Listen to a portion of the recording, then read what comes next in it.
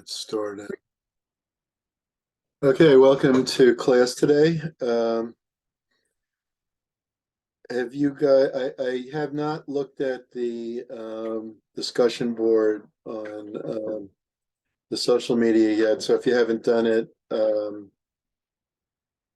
oops, I got the wrong class. If you haven't done it, there's still a little time left. So try to get it done. I'll probably grade it tomorrow. Does anyone have any thoughts about the film you'd like to share with people?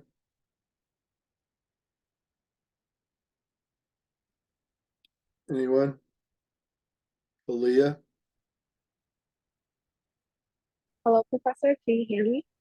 Yeah. Okay, I'm sorry, I'm outside.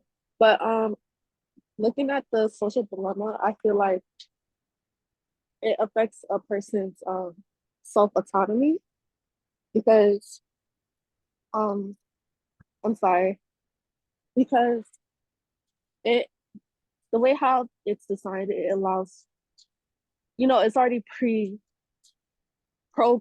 to you know how I'm sorry, I can't really explain. That's Um good. Well, you had a good start there. Doing um I'm sorry.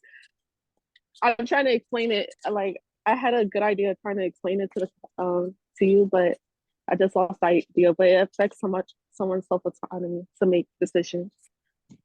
That's all I'm I sorry, I got. didn't quite get Sorry. through could you repeat that? It affects someone's self autonomy. Yeah, Oh yeah. very good. That's in the book also. They talk about that. Very good. So yeah, I think it really might. I think it gives you the illusion of self control, but in reality, you're the one that's being controlled, or at least in part. Um, yeah. Anyone else have any thoughts on that? Uh, Denasia? Um, I feel like, oh, how would I say this?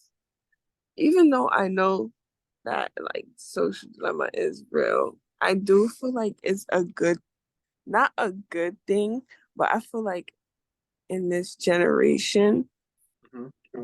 like we've learned a lot because of it, and a lot of people was able to gain a lot of knowledge and create a business and be successful like because of the access that we have to social media and stuff like that. Mhm. Good. Yeah. No, it certainly has a lot of benefits, without a doubt. Even Uh, though I know it could be bad because like I can admit myself, I'm actually like addicted. Like I can't even go a day without being on social media. It's so bad. But I do feel like it has a lot of benefits, even though it does have some cons too. But so I'm team social media. okay, that's good. Anyone else? Good. Good debate. Anyone else have any thoughts there about summer? I feel as though with social media, um, it causes you to question your your own self, causing imposter syndrome in a way, because you create this facade. Um, if that makes Yeah, sense, it's not even there's a lot just of about image your stuff. freedom. Mm-hmm. Mm-hmm. It's Yeah. Yeah. because you create this persona of yourself, you question whether who is your real self between the reality and between the social media aspect. Do you find yourself doing that? I feel like I used to do it in the past, but as of now, I think because I've taken a step back and or taken a break from it, I don't have it now. Yeah. Yeah. Good. Yeah. I think taking a break from it is the answer. I'll talk a little bit I was just saying in the other class, you have to be really careful with it. Uh, you don't want to put out there anything that you don't want your company to see. this has been true for a long time, even going back to, email when that first came out in the 90s. It was already true, but it's more so now that, like, anyone who's employing you is going to look at what you've put out there. And so if you get your whole existence is social media, that, you could end up putting up stuff that you don't want them, you'd rather that they didn't know. And that can hurt you professionally. So I would say, if you do, if you are into it and you enjoy it a lot, don't get so involved that you need to post things that don't pertain to your professional future. If you do post anything, it should be stuff related to how you're marketing yourself professionally. And that aspect of it is good. I mean, the book, I've recommended this book. I guess we read it, didn't we? What Color Is Your Parachute? That's funny. I was telling the other class, I'm thinking we hadn't, but we did read it, right, in this class. And basically, Yeah. yeah. So basically, for a very long time, at least 10, 15 years, he's been saying, no, he's gone now. He died, balls, but his successor, I'm sure, also, it is that Google is your resume, and you have to be really aware of that, that they are going to, vet you in part by your presence on Google. So I would say having no presence, it probably won't hurt you for most jobs, but it might not be as good as having things that are highly positive about you on Google, so that I feel like people who have social media now don't really think about the business or what they plan on doing in a couple of years until they have a certain platform where they feel like they can talk about it more, which it's kind of like, I don't know. So I feel like either way, it takes a while for someone to feel comfortable on their social media platform that they're using, because everybody uses social media to express themselves or see things that they like, share posts that they like, but you don't really see much about them talking about their business or trying to better themselves until they have a specific platform which they're actually getting paid to talk about certain things. Well, keep in mind that everything that goes on there is, fair game. They can look for that, and they will, I guarantee you. And if you're going for a good job, this is one of the things they're gonna look at. And so, there have been stories, all kinds of stories about this. And it goes back a long time, and basically you need to rethink that. I don't care what other people do, but if you're focused on finding a good job, all that stuff's got to be shut down, and you need to focus on presenting your image on LinkedIn. You're a brand. Everybody's a brand now. If you've got an interest in business, the corporate side of business, you're a brand, and everything out there is part of your marketing. So you got to think about this. And I think social media has created a lot of opportunities, but it's also opened the door to a lot of risks and problems. And plenty of people have been hurt because they put the wrong thing up on social media. I just read in the newspaper the other day that some guy in a college, I forget which one, some English professor posted, probably as a joke or just to be like, probably to be edgy or something, that if you disagree with someone, it's okay to kill them. and the school they put him on leave. They got wind of it and they put him on leave for saying that, and they're investigating it and they sent it to the FBI and all kinds of stuff. And that's kind of an extreme thing, but if you have stuff on there that employers might consider that you're distracted, or you're engaged in other things, or they'll see this and they'll say, oh, this person's not serious, and take it off. So you don't want that to happen to you.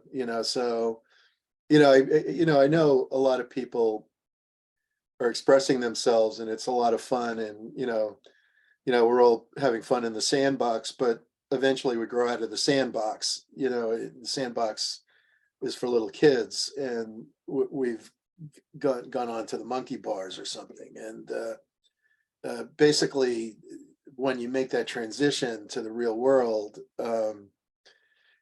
you're gonna they're gonna look at that. So don't learn it the hard way. Learn it the easy way, which is that you clean it up. There should be nothing on there anywhere out there that you don't Yeah, want.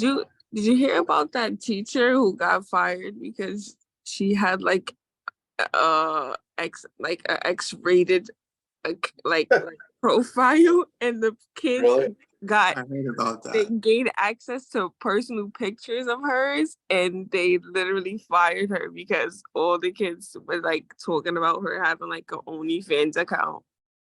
Oh my God. Well, that's really crazy. Yeah, all of the students were showing each other the pictures of her, and they fired her. It's Wow. crazy.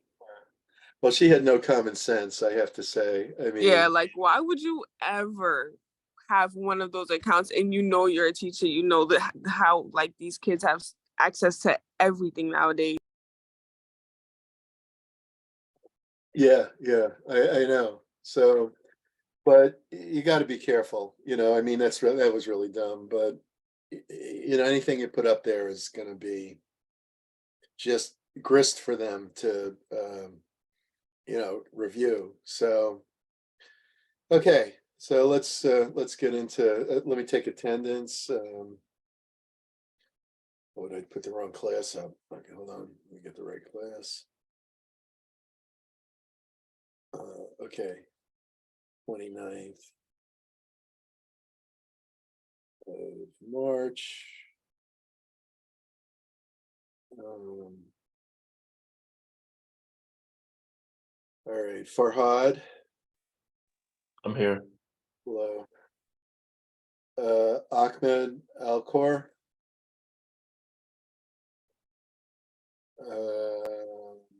Muhammad Athi. Jenna Bell. Joseph Catanzaro. I'm here, Professor. Hello, sir.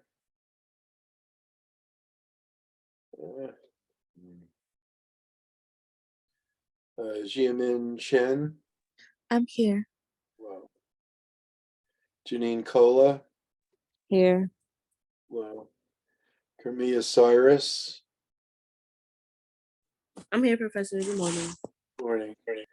David Esterowski. I'm here, Professor. Marimar Garcia. Here. Hello. Monica Garcia.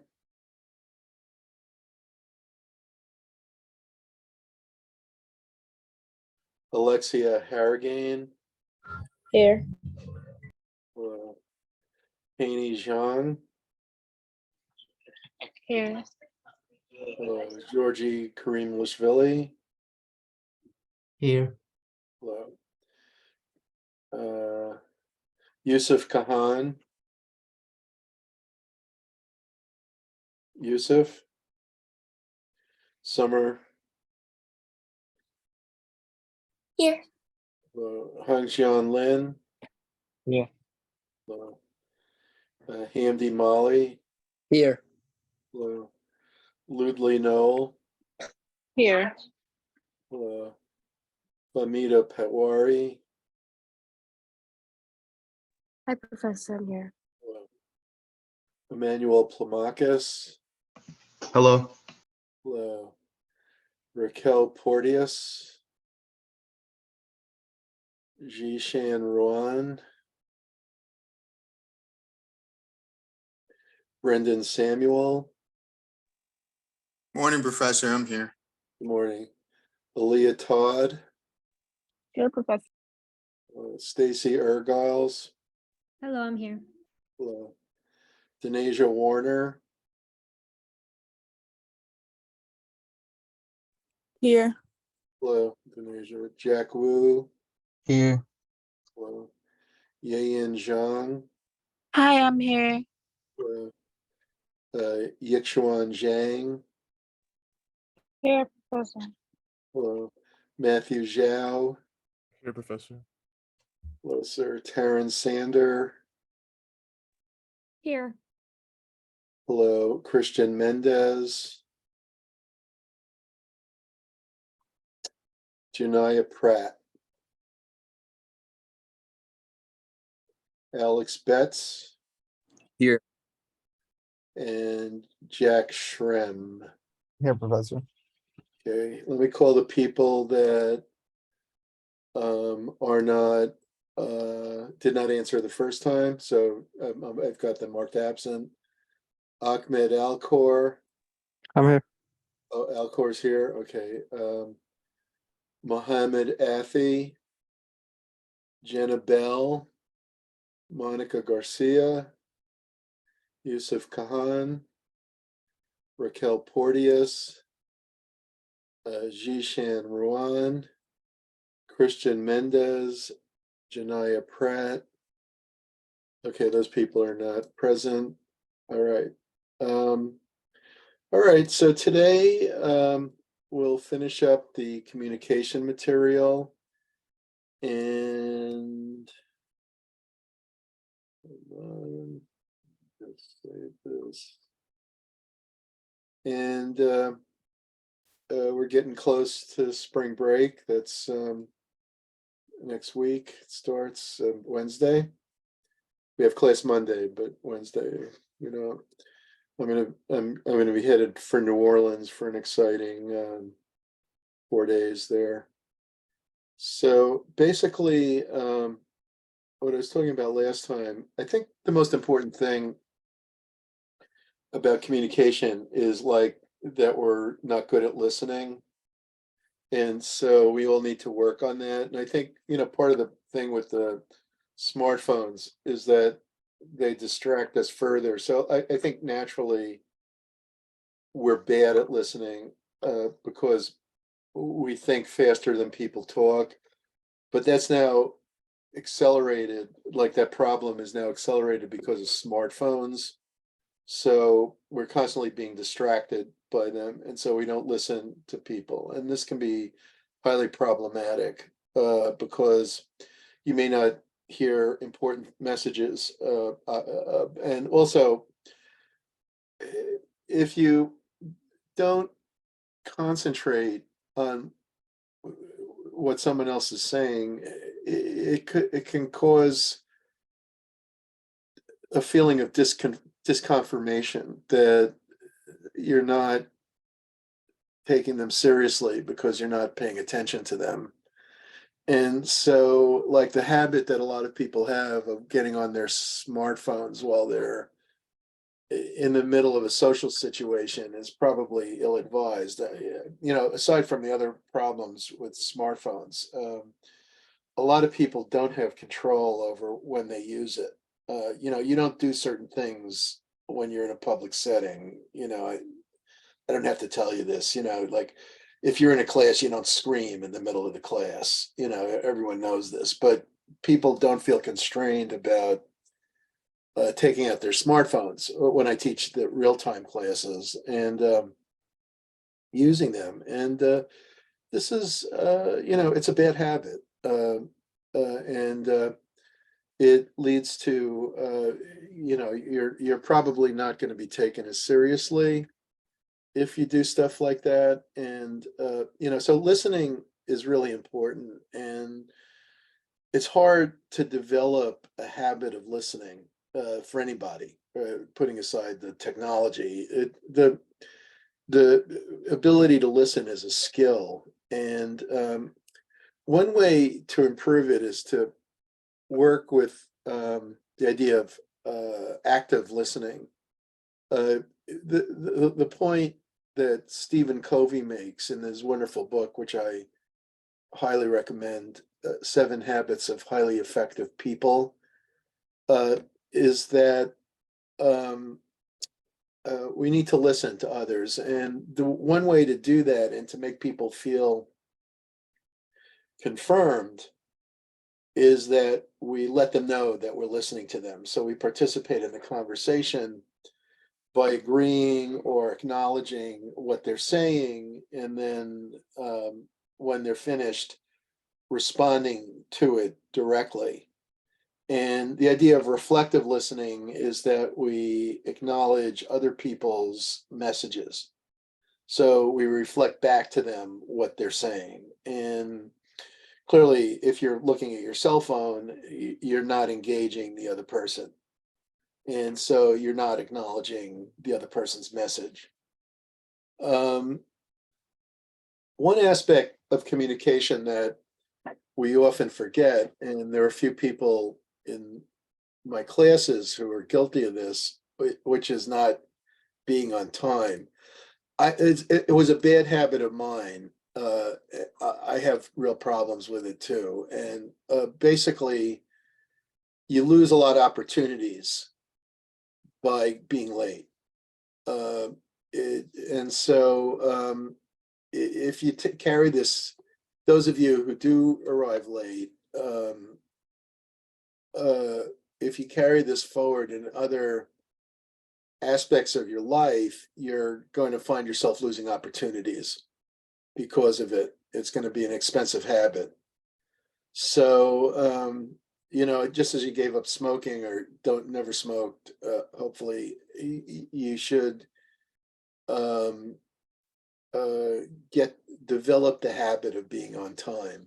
And that means that you have to give yourself space. Don't wait till the last minute to prepare. It's totally within your control.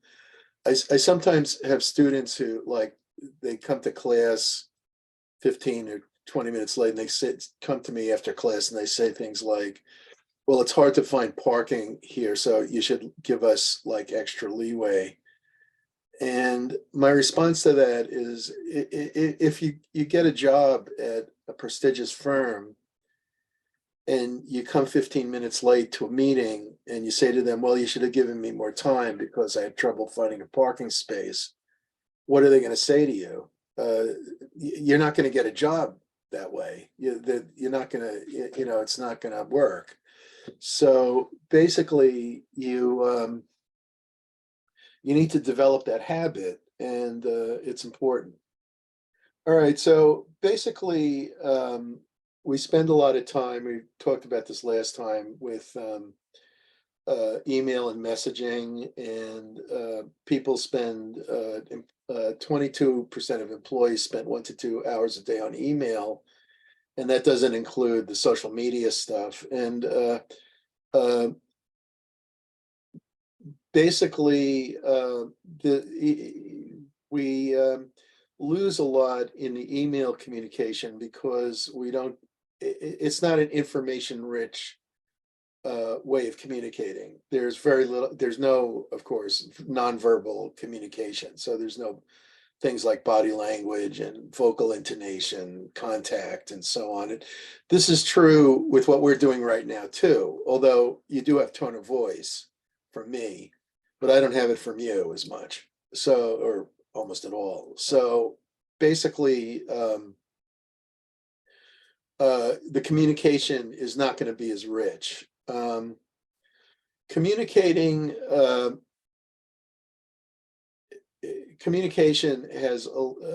is confronted with a lot of barriers. And I think I already mentioned the biggest one is that people are not good at listening. And so without that skill, it's very often futile. The communication attempt is often futile, and one of the big things in business is like when something goes wrong, people will say, well, it was a communication failure. But the problem is that people don't attribute the failure to themselves. And very often a failure of communication is simply due to the person didn't listen. So we need to develop that skills. And if you look at the most successful people, they're good listeners. So this is something to take seriously. And another problem with communication is information overload. The idea that we get so much information that we miss a lot. And part of that is like we get so many emails, there's so much information available that it's hard to discern what's more important. And as a result, we don't get the communication we need. People also have a problem with communication apprehension. People experience undue tension or anxiety surrounding communication with others. And I would propose as a rule that the more important it is to communicate, the more important it is to communicate, the more nervous you're going to feel about the communication. So in other words, the more you feel stage fright, the bigger the platform, the bigger the more important the problem. And so that's a very important feeling to overcome. This feeling that I'm afraid of what's going to happen if I talk to someone, or I'm afraid of bringing something up. And this gets us back to the informational interviewing concept that I've talked about, that you need to, in order to be good at sales and at business, you need to overcome that fear. And in general, if you're motivated chiefly by avoiding embarrassment or avoiding unpleasant experiences or avoiding offending people, you are going to not be able to move up a great deal. You're going to be held back. Whereas if you're willing to overcome those fears and focus on achievement, you will tend to move up. So the people who really succeed are the ones who think in a different way. If you train yourself to, I've done this all my life, I should keep doing it. If you learn to break through that psychology and say, what I'm really afraid of is not being successful. And I'm not afraid of doing something new. I'm not afraid of embarrassment.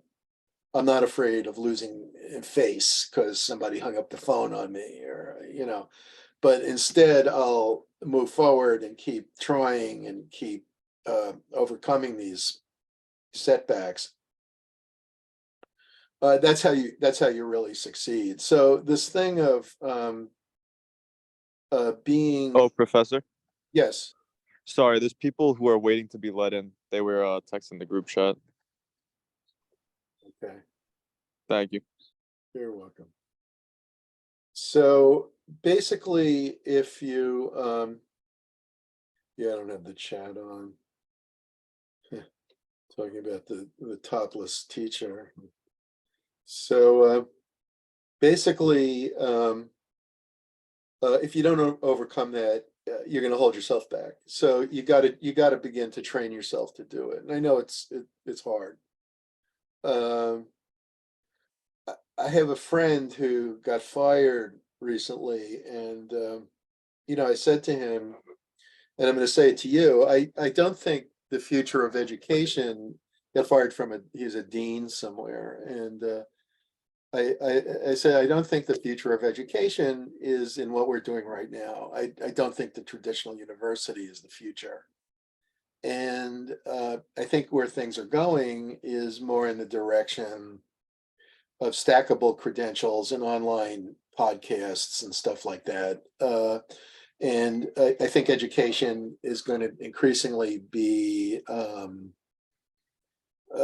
shorter, there'll be a series of shorter term experiences. Stackable credentials is the idea that you have a series of short term learning experiences that you build on. And so let me get I'm getting the dictionary definition here to give it accurate version of it. It's a connected career-focused credential set that creates a coherent academic and career pathway with multiple entry and exit points.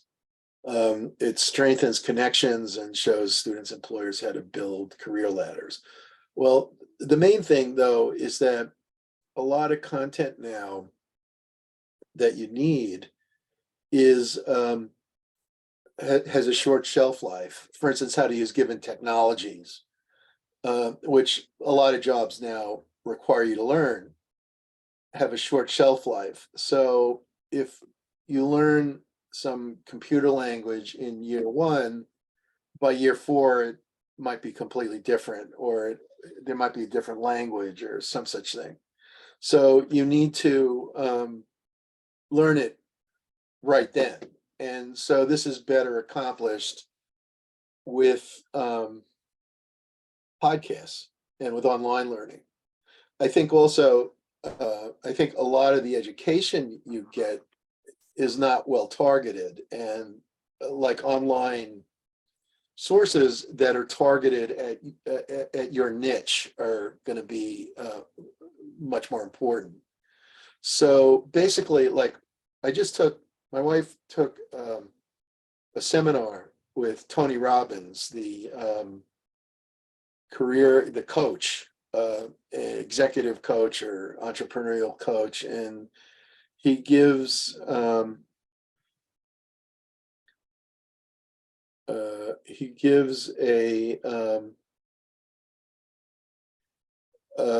seminar that's attended by 40,000 people all over the world.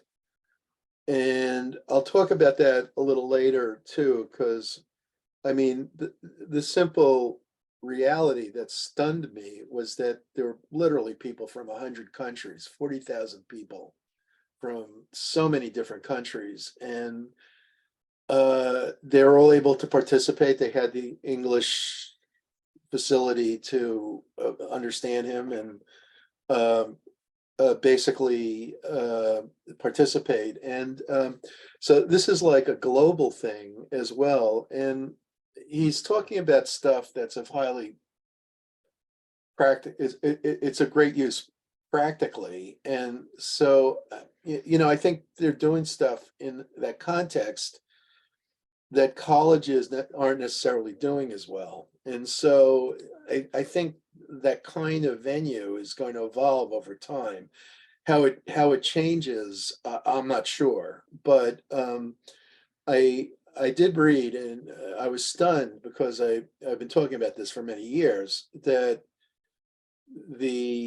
a lot of the states are now not requiring college degrees, and what that's going to do to higher ed, I don't know. In other words, if you go to work for the state of whatever, they're increasingly not looking for a college degree, so they'll hire people without them. And what this does is it changes the labor market a lot. It changes how many people go to college and stuff like that. And so, this is a problem for colleges. But basically, if you look at, and I'll show you this this chart of labor market participation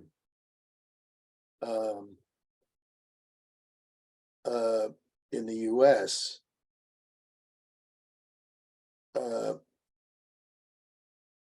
It tells a very interesting story, which is that putting my screen share on here, that the labor force participation, which just means the percentage of the population over age 16 that's working or wants to work, that's looking for work or does work, peaked about 25 years ago. And it's been falling. Of course, COVID played a role. But you look at this punctuated equilibrium after COVID, it fell and it's coming back, but to a lesser degree. And this longer term trend isn't going away. I think some of the COVID stuff is going to go away. What happened with COVID was that people got used to not working or staying at home, and a lot of people said, "Oh, I'm not going to work anymore," and people left. But the long term trend is, this was the very bottom in 21, I guess, was in mid 21 was an aberration, but I don't think the long term trend is going to change, and it's probably going to worsen. So you're basically looking at, fewer workers than you had in the past, and this has resulted in high labor turnover, and the result is that there's going to be a lot of unfilled jobs, and so the companies are not necessarily going to be in the same bargaining position they were 30 years ago or even 10 years ago, with the aging of the boomers. And some of this may be redressed and superseded by the invention of artificial intelligence that we're witnessing with ChatGPT and other technologies such as robotics that are going to replace labor. But what that might well do is not so much reduce the demand of labor, but increase the demand for intelligent labor. And so, companies might increasingly need employees with targeted credentials. And the result of that would be they're not being in as much of an advantageous bargaining position as they once were. So basically, the role of more focused and lower cost educational methodologies is going to play a role in the future. And I think that can change how people are educated. So technology is going to have really important effects on how we communicate education, how we learn, and so on. All right, so we saw the movie about social media, and there's no question that it's a powerful force, that it's changing a lot of aspects of life. About 45% of the world's population uses social media, and this was true when your book was written, which is probably superseded at this point. It's probably even more, and 68% of those use Facebook. That may have declined somewhat. You guys don't use Facebook. I know, like you think Facebook is for senior citizens, but basically, whatever the type of social media, users spent an average of 6 hours daily on the combination of social media and email and other electronic communication methods. And smartphones obviously play a big role in this. As somebody said earlier, smartphones reduce autonomy, but give people a sense of autonomy. So there's like a paradox there. And basically, John Haidt in the movie, John I've met him a few times and we've spoken. We had lunch one time. he talks in the film about teen suicide, and there's been decreased happiness among high schoolers since the advent of smartphone use 10 years ago.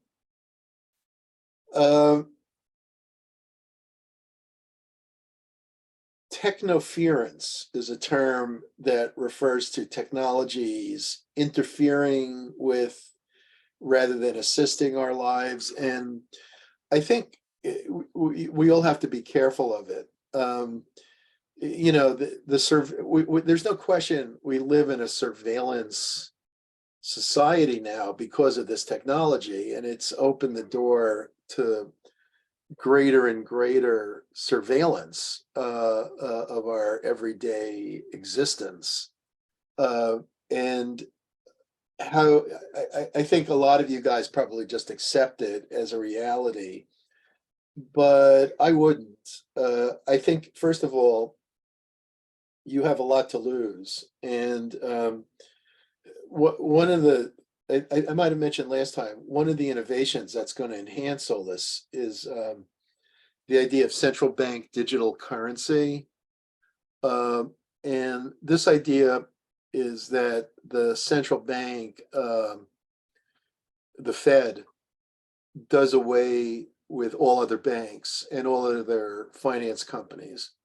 And so the only money that you have available is an account with the central bank. And then you buy stuff and sell it and get paid. I didn't say sell it, buy stuff and you get your paycheck or sell stuff in credits to your account. And so they've done away with independent money. There are a number of problems with this idea, and it's not theoretical. It's already being done in China and other countries. And I heard a podcast, speaking of podcasts, I heard a podcast by a professor at Oxford who has studied the mechanics of money a great deal. And his argument is that there's really no economic reason for a central bank digital currency. There's no economic gain to it whatsoever. And the only reason is social control. So in other words, electronic money is already electronic and it's already digital, and it's being done by decentralized institutions. Admittedly, there's some stability issues with banks, but those kinds of problems don't go away with a more centralized system. What happens in a more centralized system is simply that instead of having stupid decisions being made in small venues that destabilize a small percentage of the population, when you centralize decisions, what then happens is stupidity then applies to everybody. So a single decision, which is stupid, then applies to the entire system. And there's no real gain in intelligence from centralization. So the claim that somehow a central authority is going to be smarter or better able to address your needs is a fantasy. There's no reason to think that it would occur. In particular, you know, and Hayek talks about this a great deal in his book, The Road to Serfdom, about socialism, that everyone thinks that their need is going to be met by socialism. So if you centralize everything, all our needs are going to be satisfied. But in fact, everybody's got different needs. So like artists want more money to be funding for art, and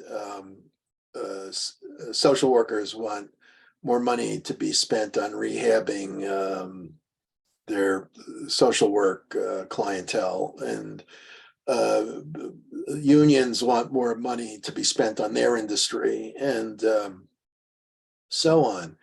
And everybody's got conflicting wants and needs. And so when you appoint a socialist government, a centralized government, that essentially a central bank digital currency would be a huge step in that direction. What you're basically saying is that a centralized authority will be given the authority to say who has access to money. And, people, a lot of people I know would say to me, including my family, my sister, and other people would say to me, it won't happen here. It can't happen here. Americans are this and Americans are that. But the simple truth is that it can happen here. Franklin Roosevelt set up concentration camps for the Japanese. There are plenty of times it will happen here, and it already has. It's not can happen; it has happened. So I can go through a few of them. One would be the McCarthyism in the 50s. Another was the Red Scare in the 19 teens, where they arrested protesters, people who were against World War I and so on, and sent them back to Europe. And there are plenty of other instances of this kind of thing. So basically, in more recent times too. In fact, it's gone on in the last 10 years. So basically, the degree to which communication vehicles are transformed into modes of social control has a long history. Of course, you could see it in the propaganda films that were used in World War One. And things have become more extreme since then. So basically, central control is facilitated by social media, and this technoference idea. It's not a benign thing, and it's not just a result, an artifact of the technology. I'm not saying it's a conspiracy, but I would say that it facilitates what conspiracy theorists fear, which is a higher degree of authoritarianism and control from the center, which in turn would involve interference in your directly in your life.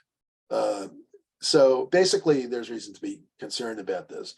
There's also a feeling that smartphones may retard emotional maturation. This comes right out of your textbook, and basically, late night smartphone use can cause individuals to be less engaged at work. So, and your book also talks about a shallowing hypothesis that social media usage has led to less effective and more rapid thought that results in shallow evaluations. And I think we've seen this quite a bit in recent history. So basically, in a way, you could say that social media kind of leads us to like the kind of groupthink that you experience in a crowd. It facilitates mob thinking, and that kind of leads to a certain attitude towards decision making, which is more shallow and rash and less reflective and more rapid. And basically, this has occurred. Of course, all of this technology, including mass media, is constructive. And I think it was Denasia said it has value, and there's no question. And so basically, it's a two-edged sword that on the one hand helps you have fun and you learn stuff and you express yourself and you feel involved and you're participating. On the other, social media can negatively affect self-esteem and self-worth. I'm reminded as I'm talking of a story I once heard when I was a child about Mao, the Chinese. What, did you lose my signal for a while? What happened there? Someone want to tell me? It kind of had logged out, but it was just for about like a minute. Okay, all right. Sorry about that. Yeah, I'm up in the Catskills right now, and The internet here is sometimes not what it should be, but hopefully we won't have it again in the next 10 minutes or 20 minutes, 25 minutes that we've got class. So basically, there was a story, an incident, well, you can look this up on the web, called the 100 Flowers movement in China in the time of Mao. It was a brutal dictator. People don't talk about this a lot, but the death toll in Mao's Cultural Revolution, the 100 Flowers campaign in 1957, where he openly encouraged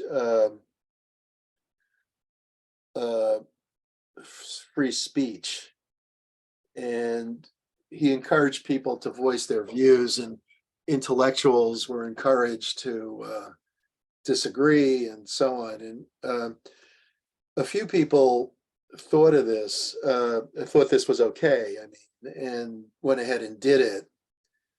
And a year later, they rounded up the people that voiced disagreement and killed them, basically. So I'm not saying that's going to happen here in the same way, but I have this nagging feeling that social media is kind of akin to the 100 Flowers movement. And they've gotten people like hooked into this stuff that they're encouraging everyone, the social media companies, I mean, are encouraging everyone to express themselves. But what this opens itself up to is a great deal of social control, where a party that wants to control others can then use that in the same way Mao did. Incidentally, if you are not familiar with the death count from the socialists like Mao and others, there was a great book written 25 years ago called The Black Book of Communism. It was written by like 15 scholars. Sorry, the Black Book of Communism. And it went through all these socialist mass murders that had occurred in the 20th century, and it's quite horrific. It's almost beyond belief that the total count they came up with was over 100 million. And you would think people learned their lesson, but long after the book was published, Venezuela elected a similar kind of government, and guess what happened? Their economy failed, and a lot of people were starving. And something like 20% of the country is moved away. I don't think Maduro and his predecessor Hugo Chavez are on the level of Stalin or the East German government, which was quite horrific and terrorizing. But they are brutal, and there's no question that they have that democratic socialism completely failed in Venezuela. What amazes me is that despite this track record, the media and the academic class are so eager to find rationalization for it. One example, I looked on the web, and this guy from, is quoted in USA Today, this guy from Memphis State, that, it's due to the declining oil prices. But the thing is, the oil prices declined, then they came back, then they declined, and then they came back. And most of the oil producing countries did not suffer mass starvation. So Saudi Arabia didn't suffer mass starvation. Norway or Ireland, these other countries didn't suffer mass starvation. It was only Venezuela. So claiming it was the oil price is like the kind of rationalization that people have had about this failed idea for many, many decades.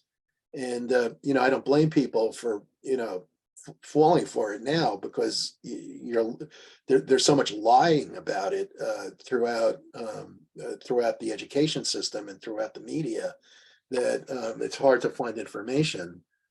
But basically, a book like The Black Book of Communism is a way you read it, or Solzhenitsyn's Gulag Archipelago, which is a real classic, and you see what you're dealing with. Very few people know the history of the Red Guard in China and how much death they caused. They may have killed as many as 60 million people. Certainly the 25 million number is likely. And yet no one's taught any of this in school. So basically,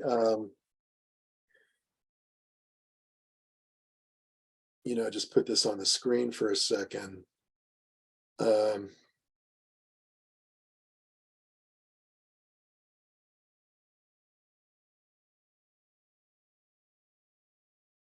So basically, if you're interested in this subject, you're flirting intellectually with socialism, I recommend this book, that you take a look at it and keep your mind open to more than one point of view. So in any case, let me finish up the conversation today, or my lecture, with a discussion of cross-cultural communication, which in our world is highly important. I just mentioned that I attended this Tony Robbins seminar, and basically I was amazed at how people from so many different countries were participating. And one of the things that interested me is that there are so many people around the world who speak enough English to participate in something like that. And of course, people who sign up for a program like that are going to be a certain type. They're going to, have a high need for achievement and ambitious and so on. But basically, what really impressed me, and one of the really, I thought, good things about it, was the huge cultural diversity that he was able to draw, and how influential he must be globally. This really gave me pause. I had to think about that a little. And so basically, globalization has changed the world already. We've seen a setback to globalization in recent years because of the tariffs. Both parties are at fault here. I think trade restrictions are a serious mistake, and Trump initiated, and the Democrats have followed through. They're both parties to it. And the mistake, of course, is that we already have, as I showed you, we already have a declining labor force. And why would you want to bring huge amounts of manufacturing back here when the employment system is already unstable because companies can't find people to be nurses?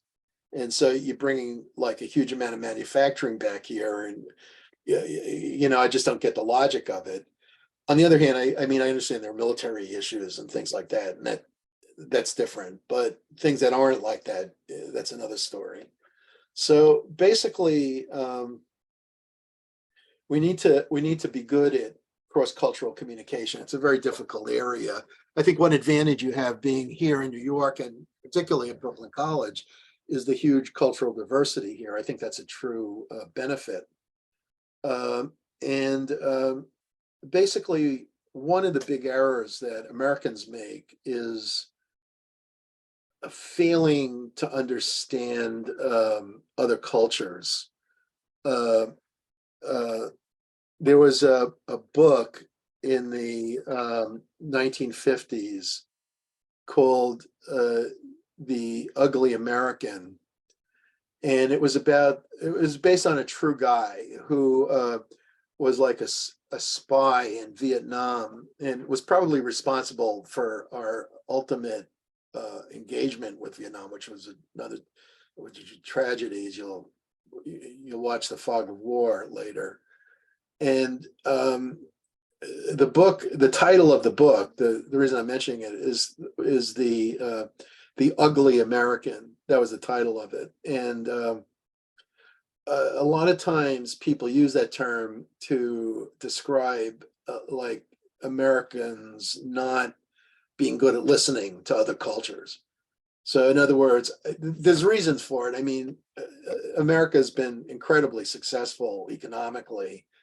And a lot of our ideas, it's not so much that we're no longer the richest country by far. You know, Ireland surpasses us now and other ones, depending on how you calibrate the currency differential, countries like Singapore and a lot of little countries like Luxembourg and stuff that have banking and that kind of thing. But basically, we're still pretty high up on GDP per capita. But I think in creativity and like the scope and power of the creativity that comes out of the US, you know, culturally as well as economically, we're still unmatched. And the result is that there tends to be this arrogance that is a serious mistake. Back in the 90s, there was this email being sent around that listed like a huge list of cultural gaffes and mistakes that Americans have made in international business. And, you know, one of the classic ones was like the naming of the car, the Chevy Nova. In Latin America, no, in Spanish, Nova means not, doesn't go. And they were selling a car that says Chevy Nova in Spanish speaking countries without a second thought. And there were lots and lots of examples of this kind of thing. And a couple of anecdotes from my own teaching. I once had a guy I knew who was the president of Bendix International, which was a division of Bendix Corporation, which has since been bought out. I just looked it up in the other class by Allied Corp, which is now part of another company. But basically, Bendix was a big company, and they make aerospace stuff. And you know, he had been involved in all kinds of international business dealings. That was his whole career. And he comes to my class and he says, "Oh, Americans don't need to learn other languages because everybody else speaks English." And I really disagree with that. I think if you're going to do business with other people, you need to learn at least. You're not going to become a master of it, but you need to learn a part of their language. And so I think that's a serious mistake. And along the same lines, after I left the school where he taught, I had someone else come to a class when I taught at Iona College, which is in Westchester, and there was somebody from IBM nearby that had done a lot of international business stuff, and I had her come to my class. She was like a high executive there, and I asked her while she was talking, how much training did IBM give you and she had been to like dozens of countries. She had worked in many, many countries. And I said, well, when you were in South Africa, are you in Japan? How much training did they give you before you were going to run a plant there? And she said, I never had any training whatsoever. They just sent me there. And this is, you know, this to me is insane. And the companies have not been good at handling expatriates, people who do business in other countries. And part of this is that cultures differ a lot in terms of their preference for word meaning over nonverbal cues. And I think part of it is the weight that countries put on shame versus guilt. This was an idea that was created by, oh, I did the wrong thing, I'm sorry. That was created by Ruth Benedict. I just wanted to put Ruth Benedict's name on the discussion board. Ruth Benedict, and her book, The Chrysanthemum,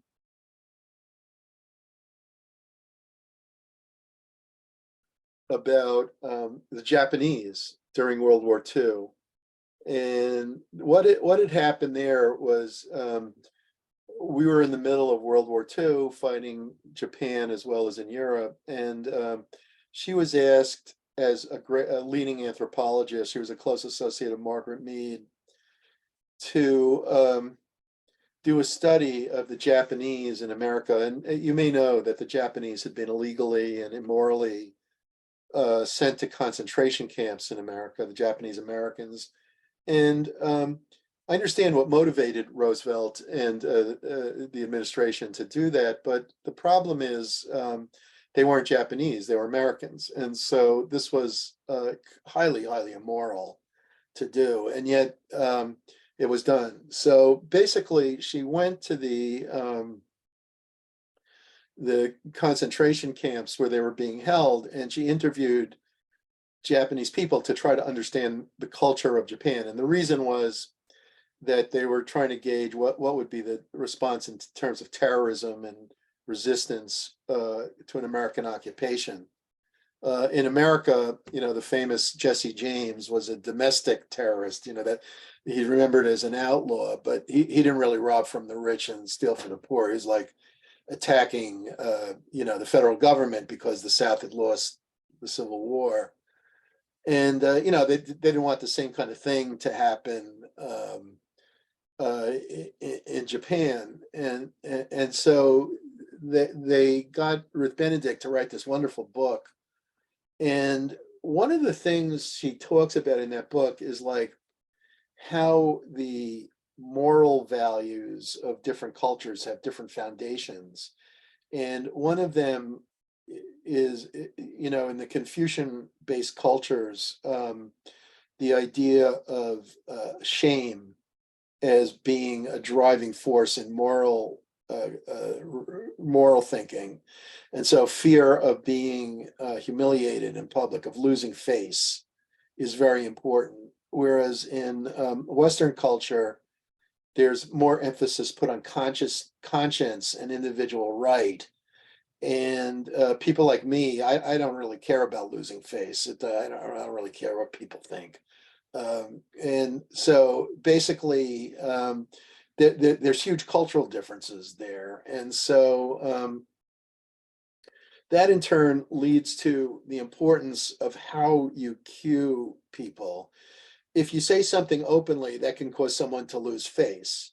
So countries that have a shame-based culture are going to be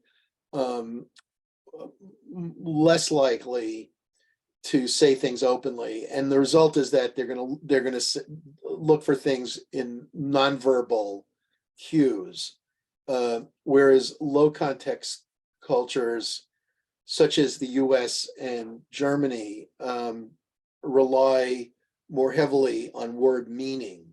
Word meaning plays a much bigger role, whereas the context and the nonverbal cues play a bigger role in countries like Japan and Saudi Arabia that are high context. So basically, face-to-face communication is important for us, but it's even more important in high context cultures. And we should be aware of that there are these differences in emphasis on face-to-face communication. And the situation, of course, is always going to be important in cross-cultural communication. And it's very important to understand what people really mean, because cultures differ in how they emphasize different cues. And if you're not familiar with the how tone and other communication patterns differ across cultures, it can make dealings much more difficult than they need to be.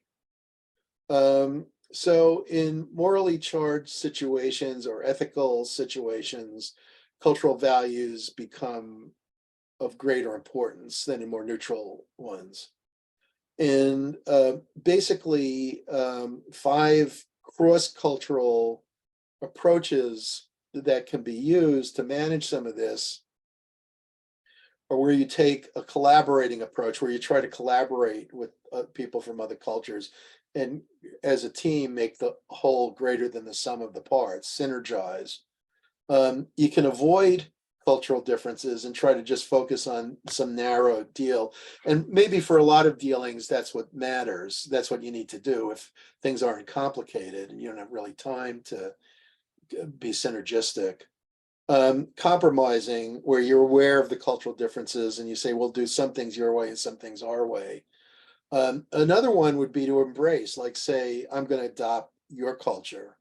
I mean, that's what my ancestors did when they came here from Europe, from Russia and Austria, Hungary, and elsewhere. They said, we're just going to embrace the US culture. And people did that in those days to a greater degree. And also you could say impose, and I was just talking about that with the ugly American, that Americans too often take this imposing approach on others. And, I think the way that you handle cross-cultural communication and cross-cultural differences will vary, should vary from context to context. You're always going to risk violating norms and taboos. And so it's always very important. First of all, you don't want to behave in a way that's obviously not acceptable. So I think in all countries, what decorum means is roughly equal. But you also want to take some time to learn about norms and taboos that are particular to a given country. And it's also that you need to think carefully about to what degree will formality and other tone issues affect how you're communicating. For instance, if you're negotiating, how do cultural norms influence the negotiation? Even within the US, I think even if you go from New York to New England or New York to say South Carolina, there are going to be some cultural differences that you need to be aware of.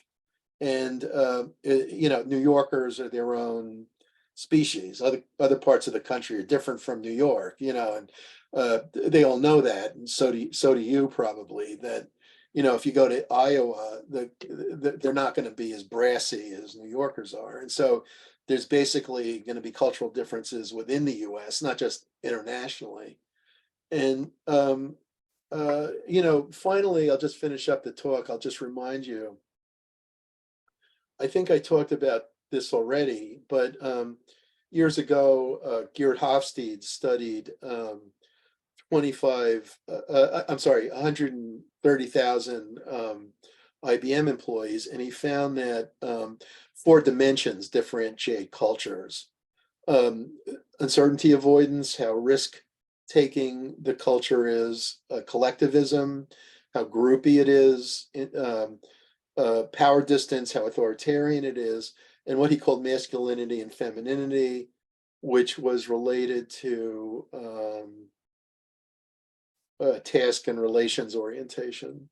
So cultures do differ, and we need to be aware of how and to tailor our communication. I see I've lost some people already. So basically, we're winding up, and see you next week. If you have any questions, feel free to ask. Otherwise, I'll see you on Monday. And then our spring break starts the following Wednesday.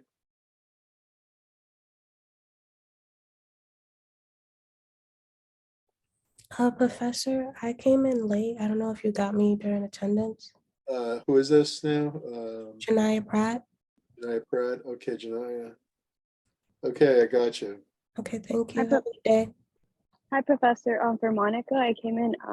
I was waiting in the waiting room. You are Monica Garcia, right? Yes. Mhm. Okay, gotcha. Sorry, made Thank wait. you. Bye-bye. You're So was I, Muhammad. Alcor. Is that Alcor? No, Ahmed? Muhammad. Mohammed. Okay. Uh, Okay, gotcha. Thank you. You're welcome. Thank you. Who else? Anyone else have that issue? Jenna, Yusuf, Raquel's not here, Jishan, Christian. Okay. Any other questions? All right, I'll